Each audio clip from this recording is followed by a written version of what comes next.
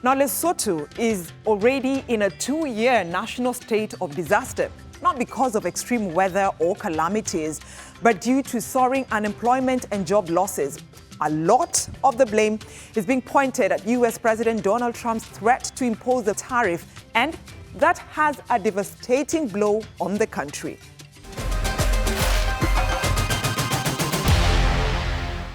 Washington has signed deals with over a dozen countries ahead of Trump's suspension of the so-called reciprocal tariffs.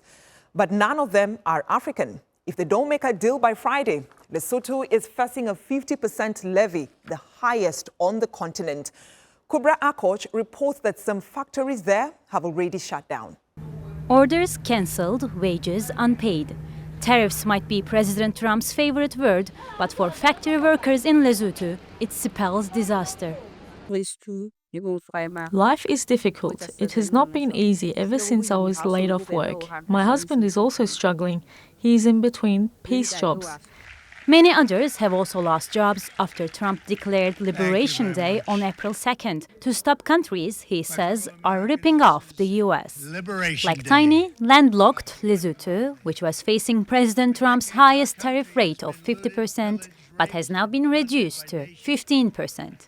The Trump administration argues it is trying to shrink a trade deficit since the country exported goods worth nearly $240 million to the U.S. last year, compared to imports worth $2.8 million in return. That's partly because Lesotho's garment industry has boomed under a U.S. trade deal known as the African Growth and Opportunity Act, which allows duty-free exports to the American market for eligible countries. That's set to expire in September, and it's unclear if Trump will renew it. Lesotho is a very small economy. The trade deficit that exists between Lesotho and the U.S., it's a natural trade deficit that can happen when you have this type of disparities between two economies. It cannot be breached, and certainly it cannot be breached by imposing tariffs, because the same tariffs, they are inevitably going to make it difficult for us to get foreign exchange that we can use to buy more stuff from the U.S. Despite having huge mineral reserves, Lesotho ranks among the world's poorest countries, with the latest official data showing about 1 in 3 people don't have jobs. The country's annual GDP of $2 billion relies on mostly textile exports to the United States and is largely dependent on South Africa, its biggest trading partner. There are about a dozen factories in the country, mostly exporting products, including jeans, to the U.S., which have been subject to a 10% tax since April, like other countries globally. As soon as the tariffs were announced, we started having some problems with our buyers. We were like on and off. There was no proper, we didn't know where we're standing.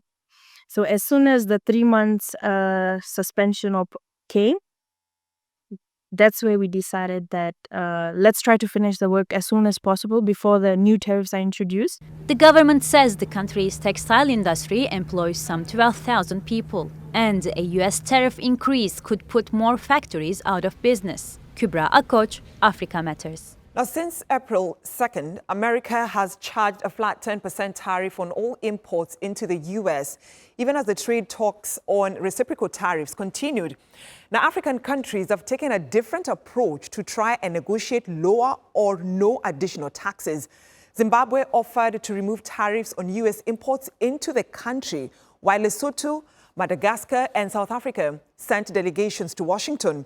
With no deal on the table, companies in the continent's largest economy are braced for a 30% tariff on all exports, as Tuso Humalo reports from Johannesburg. The United States is South Africa's second biggest trading partner after China. Since 2000, auto sales to the U.S. have risen sixfold, partly thanks to a tariff-free scheme known as the African Growth Opportunity Act, or AGOA. This has created thousands of jobs over the years that are now at risk. If you think of the direct jobs, total AGOA, it's about 86,000 people are employed through AGOA and about 125,000 people in the value chain. So it is big.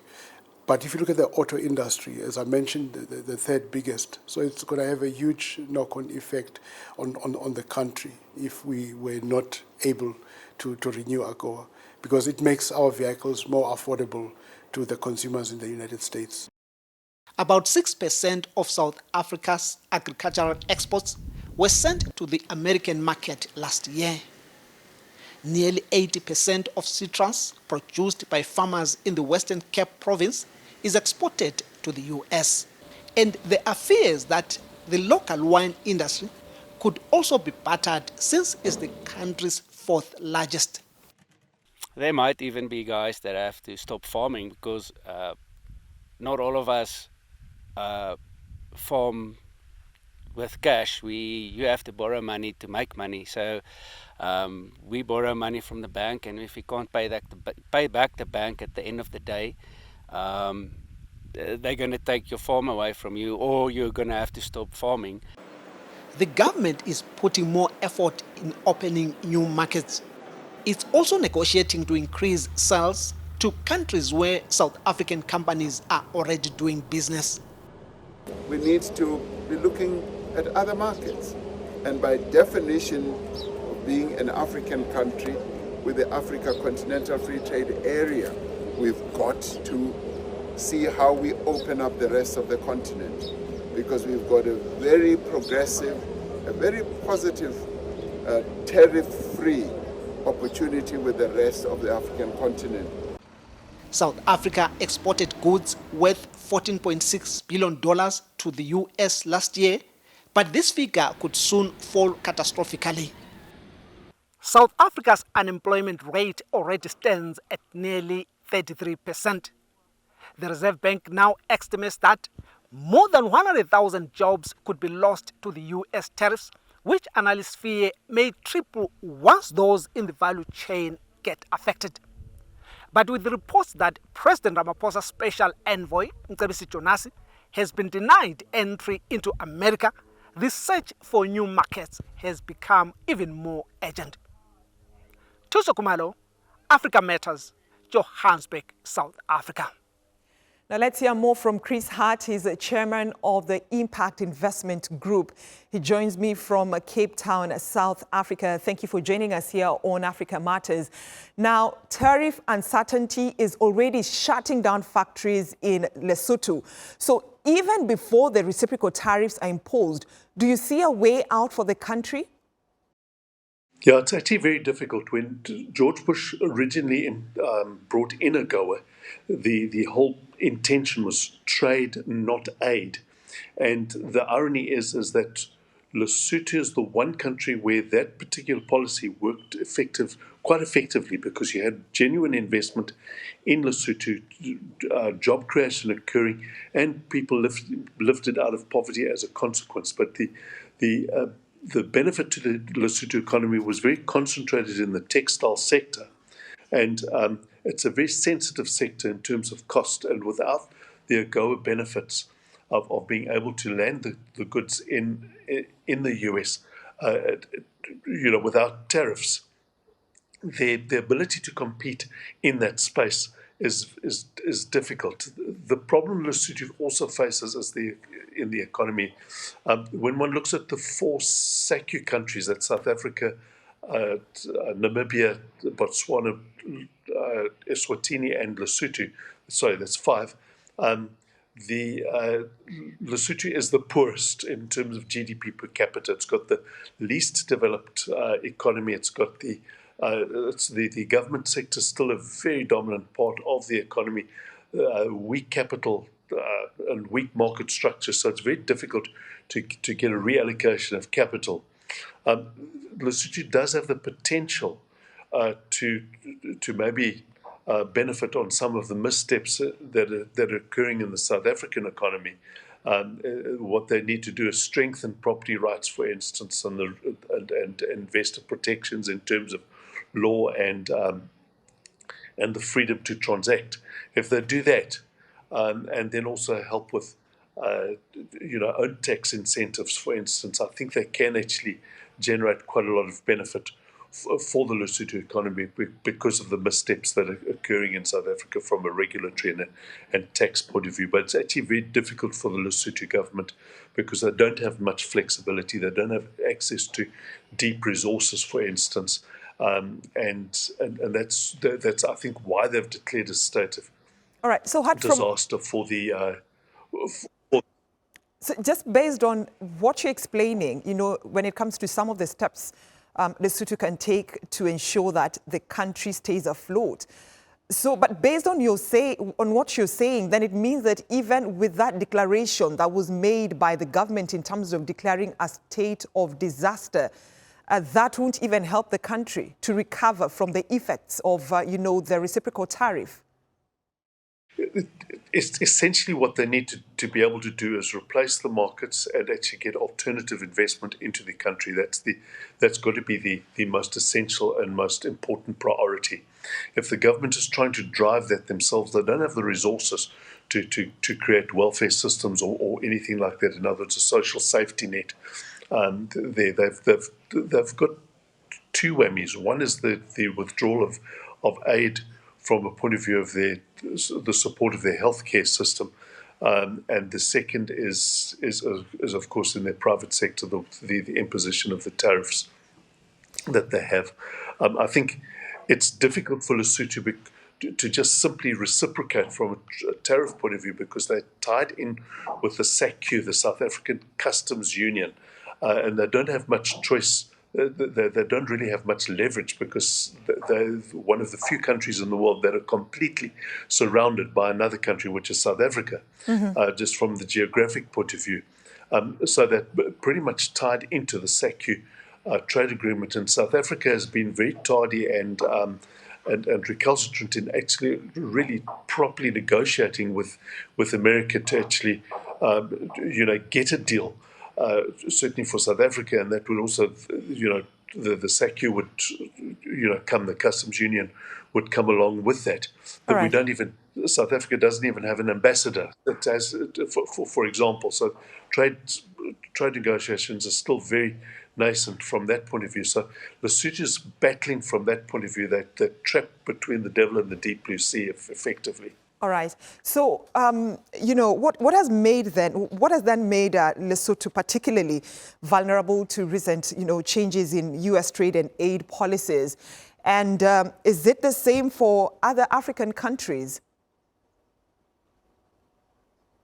Well, I think what's happened in Lesotho is that there's been a very deep dependence on AGOA for the investment that they've actually attracted into the country, and that might be very different, let's say, for a country like Kenya or even South Africa, which are a lot more, which have got deeper economies and far more diverse economies that aren't necessarily dependent on a single deal, and that's where the weakness of the actual policy has been, is that they've been over dependent on what I call as a regulatory favour that was granted to the country. Now that regulatory favour has been withdrawn, right, they've got to find an alternative, and it's not easy to pivot in a very short space of time. They haven't been given a lot of time.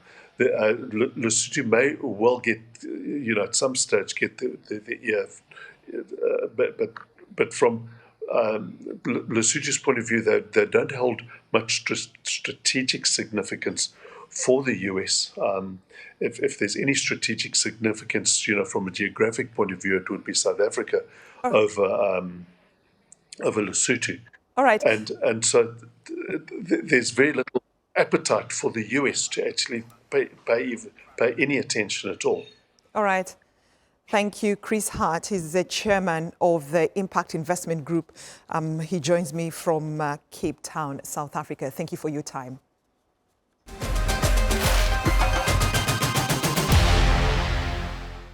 To Burundi now, which is hosting tens of thousands of Congolese refugees who have been fleeing fighting between the Congolese army and M23 rebels since January.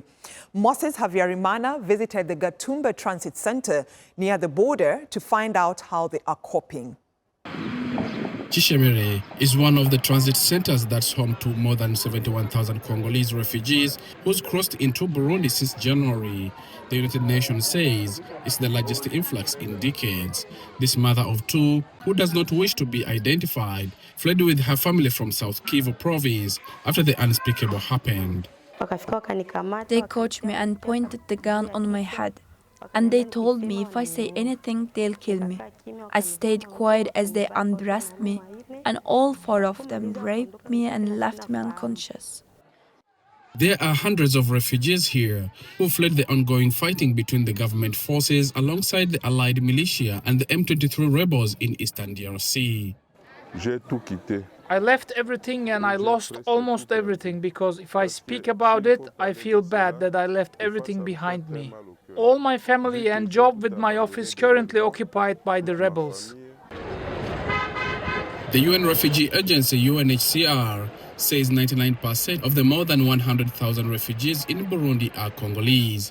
Aid agencies warn they are running out of food rations and they can only offer limited support because of drastic funding cuts. Despite the hardships, some refugees are integrating into Burundi and using their professional skills to earn a living. Well, since I am in Burundi, I'm now working in Burundi, and I have good relations with Burundians because we understand each other. They come and get treated, and we help them with treatment without any problem. UN data shows that most refugees in Burundi are hosted in 5 camps located in the eastern and northeastern regions of the country, while nearly 40% of refugees in Burundi live in urban areas. When we were refugees in Congo, they hosted us well. Now they have problems, like the most recent one early this year. We welcomed them. I am sure those who arrived here in Buiza, we tried our best to help them. The Gatumba border is the busiest crossing between the two neighboring countries, but it also poses a major security threat after Burundian rebels based in DRC were blamed for killing 20 people in a nearby village in 2023. A few months ago, thousands of people crossed this border to Burundi, fleeing the violence in DRC. But many still carry deep scars from rape and trauma they endured. But now, they are slowly building new lives many miles away from home. Moses Havyarimana, Africa Matters, Gatumba. Well, cancer patients in South Sudan are having to live through a health crisis. There are no treatment facilities, the cost of care is usually out of reach, and a diagnosis can often feel like a death sentence. Sheila Pone tells us more from the capital, Juba. At just 29, Abie Vicky is battling stage 3 cervical cancer. Her 2-year-old daughter doesn't know why her mother is always in pain. I have nothing to treat my wife, and family has nothing. All the little that family was having, cows are sold. The little resources that were available are used up during all this process. And there's no cure. The World Health Organization says cancer is the second leading cause of death globally. And the African continent recorded over 1 million new cases in 2022. Nearly 764,000 people died from various cancers that same year in the continent. In South Sudan, roughly 6,000 new cases are reported each year, but the actual number may be higher because there is no national cancer registry. Vicky says she needs $13,000 for treatment, money her family are unlikely to raise. The laser surgical operation alone would cost $3,250. There is no single dollar. This is 7-year-old Evans. He was diagnosed with leukemia after months of unexplained fevers. Since his diagnosis last year, he has gone through 4 rounds of chemotherapy in Uganda. It needs $25. $25. Which is hard in this situation now of Juba to get the money. And for families like John and Mama Evans, the delay in developing an oncology department in South Sudan is costing lives. Without investment in diagnosis, treatment, and support services, more families will continue to suffer. South Sudan does not have a single cancer treatment facility. Cancer isn't even in the national health policy, but there are new plans to build the country's first cancer treatment unit by the end of 2027. We don't have the radiotherapy and the chemo, but at least we have a specialist. We are going to establish a unit in the teaching hospital to give full treatment of cancer. For now, cancer patients in South Sudan hope lies in survival and in promises that one day help will come. Sheila Poni, Africa Matters, Juba, South Sudan. World leaders have met in Ethiopia's capital, Addis Ababa, for the UN Food Systems Summit Stocktake. Now, the latest global food security report was also released, and it showed that, unlike other regions, hunger is rising across Africa. Elias Avji reports. Ramata lives in Chad, and she depends on farming to survive, but the land's working against her. Last fall's harvest season was very short, with little water and high temperatures. And because of the temperatures, the price of wheat increased by about $3. Many farmers found themselves in difficulty. This year, on the contrary, we had a lot of water and many problems. The peanuts and sorghum didn't germinate because of the humidity and flooding. The State of Food Security and Nutrition in the World 2025 report shows while global hunger eased slightly in 2024, more than 3 million Africans go to bed hungry, sometimes for days. And in Chad, that's over 3.3 million people, according to the World Food Programme. Increasing hunger in Africa is extremely concerning. The hunger and food security situations in Africa should be an alarm call to all of us. 20% of the population are undernourished, and 59% of the population are food insecure. These figures are more than double than the global averages. Experts blame regional conflicts for rising food scarcity, but they aren't the only problem. Africa can feed itself and help feed the world, but this requires first development financing. Africa needs predictable concessional finance. The report warns that over 500,000 people worldwide are projected to be facing hunger in 2030. 60% of them will be African countries unless something is done. And until that happens, having enough food to eat will remain a luxury. Elias Avju, Africa Matters. To Kenya now, where girls in rural areas are learning digital literacy closer to their homes. They're usually from communities that make it hard for them to attend and complete school. But some aid groups have come to the rescue, as Victoria Amunga reports from Laikipia. Dozens of students take their day's lesson from Lokosero Primary School in Laikipia County. 16-year-old Nancy Kamasiai says most of her peers are already mothers. Less than 10% of girls and 17% of boys in harding communities in Kenya are enrolled in schools, according to a study by UNESCO. Looking around our village where I come from, most of the learners are not educated. That inspired me a lot because they are poor, they have nothing. Some of them are suffering, and it touched me a lot. So it made I told myself I'm going to study, and also I'm going to help my parents. The school administrator says he now has over 400 students. As a school, because we want the children to come, sometimes, like now in this, we have a boarding. Even sometimes we even go to an extent of sponsoring some of the children to join the boarding. Tablets. Aid groups are also providing digital devices and internet connectivity to such schools to teach them critical digital skills needed for the job market. Bringing in digital literacy, bringing in the internet, like we have connected all the schools to the internet right now, means that that child has the opportunity to explore the world beyond what they can see within themselves and also beyond what is printed on textbooks. For some, homeschooling in the villages is the closest they'll ever come to a school.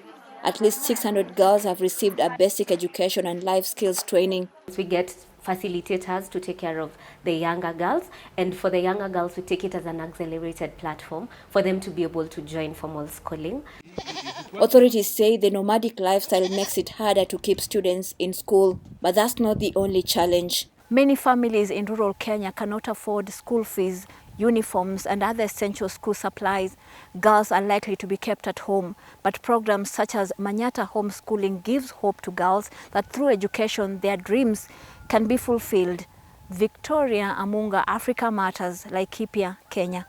That's our show this week. Share your thoughts and suggestions about the stories you've seen on this episode and leave your comments on our Africa Matters YouTube page or on X. Thanks for watching, and it's goodbye from me, Brenda Radido.